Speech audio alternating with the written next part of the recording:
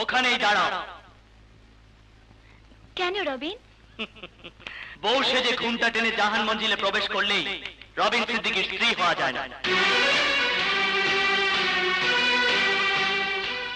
রবিন, দিশাকে যদি তোর স্ত্রীর মর্যাদা নাই দিবি, তবে কেন তুই ওকে বিয়ে করেছিস?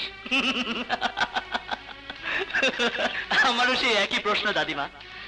একদিন মিস্টার শাহেদ সিদ্দিকী আমার মাকে বিয়ে করে স্ত্রীর মর্যাদা দিয়ে এই জাহান মঞ্জিলে এনে তুলেছিলেন।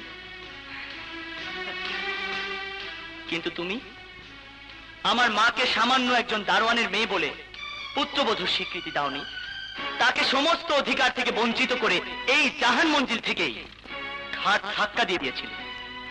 মনে আছে দাদিমা? ঠিক তেমনি ভাবে আমিও আমাদের জাহান গ্রুপের সামান্য একজন কর্মচারীর মেয়েকে স্ত্রী হিসেবে মেনে নিতে পারবো না।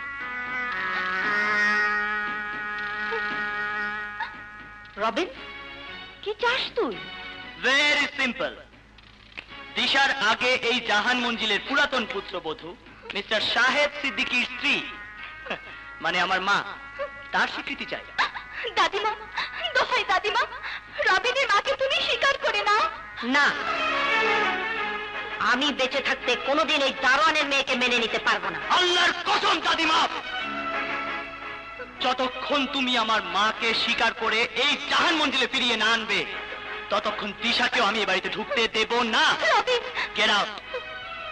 এই মুহূর্তে এই বাড়ি থেকে বেরিয়ে যাও দিশা। Just get the hell out of here!